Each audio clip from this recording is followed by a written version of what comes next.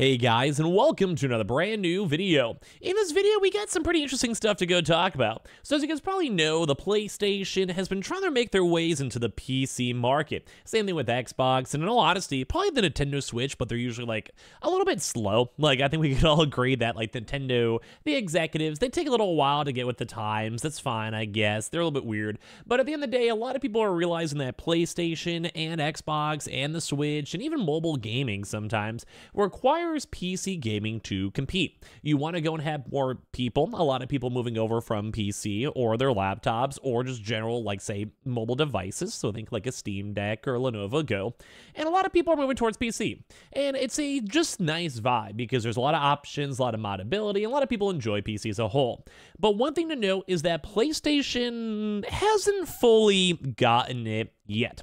And it's kind of a big take when it comes to Japanese companies, especially and namely as well with Nintendo, where it kind of takes them a little bit to kind of get that, click in their head to realize how to do things perfectly. And right now it seems like they're getting cocky, they're getting, well, rude, and they kind of assume that PlayStation users are the priority, which is fine, they're Sony. But at the same exact time, they're not realizing how different the PlayStation ecosystem actually is. Now, we're going to go talk about this because we have some pretty easy examples, such as the Helldivers 2 situation, where it was a very small thing, but a lot of people did not like it, especially in the PC community. But I also kind of think that the PlayStation CEOs are getting a little bit on the cocky side. They're not realizing that they just can't do willy-nilly whatever they want on the PC markets, and at the same time realizing that they may not be, well, they may be the #1 console as of current moment, I would say, in terms of trend or whatever, until Switch 2 comes out. We'll have to see, but they may not be as untouchable as they may think. So let's go talk about this and want to hear your thoughts and comments and everything down below. We have the Twitter and Twitch room as well if you guys like to go and follow, and I appreciate y'all for watching. Let's dive on into the video itself. So we've been kind of hearing a lot of rumors and information from Herman Holst, who has actually now been kind of saying, you guys can just wait. PC users, you guys can just go and chill. And if you guys really want to go play any of our major blockbuster hits, just buy a PS5. And, well, it may be in theory, fundamentally, for a business, that's not the world's worst idea. Basically drive up FOMO, or fear of missing out, make people go buy old school games, and if not, make them sit for 2 years or so and still reap the profits. In theory, that's kind of somewhat okay. But at the same time, I think people are completely, drastically underestimating that Steam's crowd's patience, how long people are willing to wait for PlayStation 5 exclusives, and as well also assuming that PC people will bend over backwards for anyone when it comes to PlayStation or console. And I can kind of guarantee you right now, some folks will maybe pick up games, some folks will be excited for certain games, but I think a very large majority of people kind of have a little bit more self-respect than that. Where they're basically, let's go talk about the fact that Herman Holtz wants you to play Spider-Man 1 on PC, and then utilize that same good, quote-unquote, game experience to be like, hey, maybe I should go and buy a PS5 and buy Spider-Man 2. Now, like I said, it's kind of a big thing over here because it's intriguing and it's very opinionated too. My opinion on this, and you guys give me yours down below, I think a lot of people would buy the PC version of games day one. But I do also think that if you wait 2 or 3 years, the initial hype factor, the wow factor, and of course the overall general social media buzz, people making YouTube videos, talking about like TikToks, Twitters, tweets, reviews, whatever, goes and falls off a cliff. Now, some people will. If you go look at Steam, look at like Horizon, you look at God of War, they sell very well. They do okay. Like, they're basically brand name enough that they're fine. So it's kind of like one of those more fun, like, pedantic arguments where is it a good idea or is it a bad idea? No one really knows. We'd have to see the actual data. But I think it's a bad idea. Saying most PlayStation exclusives won't be released on PC on launch day because the publisher thinks that PC gamers will buy a PS5 for upcoming exclusive sequels after playing the originals on their personal computer, which might be underestimating the crowd's patience a tad. I think it's more than a tad.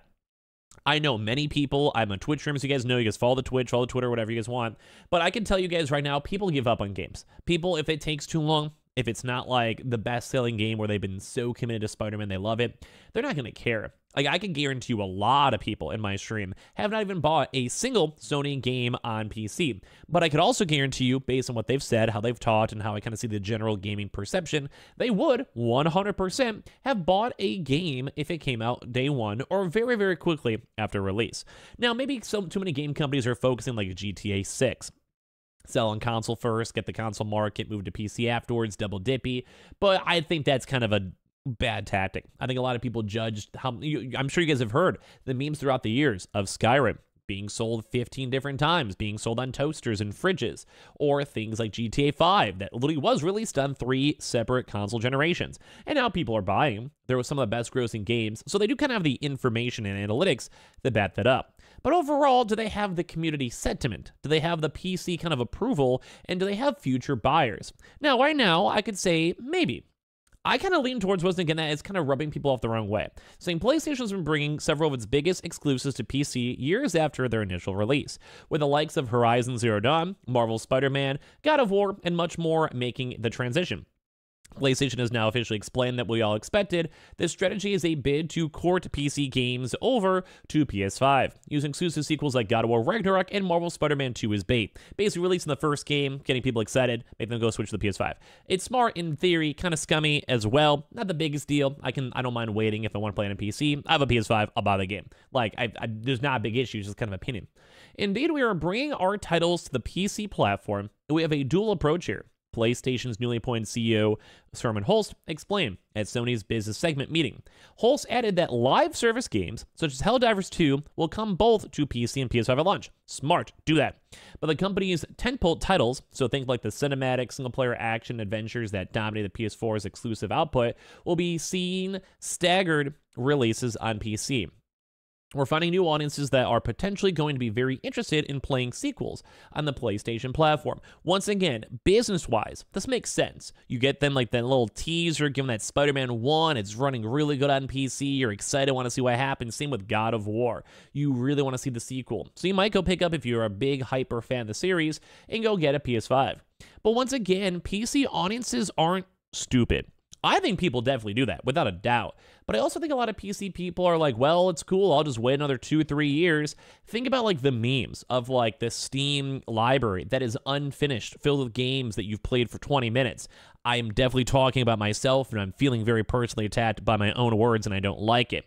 But it's a big deal. And at the same time, PC people don't mind waiting. Like, we had the Steam summer sales, a lot of people mod, a lot of people emulate. And I'm not speaking on the wide behalf, but I do think it's a big enough, like, intrigue that we've noticed this.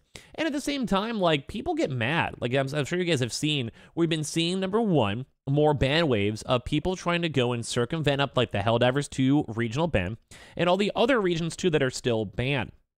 So let alone on that, maybe they're just trying to sell PS5s. You can't even have a PlayStation account there, so I don't even know. But this is also restricting millions of people from buying your games. Bad take. As well as also a lot of people are getting banned from using VPNs. We've been seeing that. Bad take. When it comes to Helldivers, them trying to include more extra, like, additional account accesses, like for the link of their PlayStation account.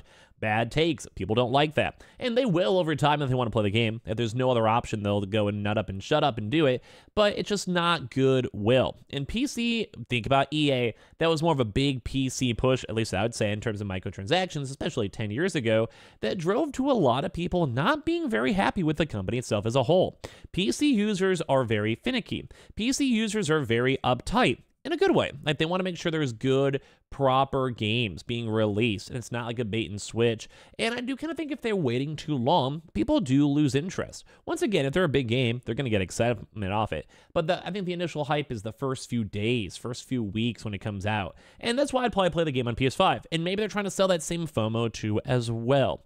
But at the same time, a lot of people are saying, like, it doesn't look good. People are kind of adjusting. Like, this is more in regards, like, they didn't have any information. It was kind of a weird, like, integration. Although it's been mostly fixed for Helldivers, a lot of people are still kind of just thinking it's weird. And they're also saying, like, this. A good example. Holst thinking makes logical sense, but he's also dealing with the crowd that largely held off on buying the Kingdom Hearts game for 3 whole years while they were locked behind the Epic Games store. And I've seen this in so much. I've seen people being like, guess what? It's on Epic Games, not gonna buy it. Or, guess what? I have to go like Final Fantasy if there's a big website with a lot of links. I'm not going to do it. Even look at the PlayStation issue right now, linking their accounts, and PC people don't want more bloatware. for Valorant and League of Legends, where they added brand new anti-cheat rootkits. People just straight up undownloaded the game and dropped it forever. And I do kind of think they're getting cocky, and they're not realizing that PC users are very similar, and a lot of multi-users too as well, but they sometimes don't let these things fly.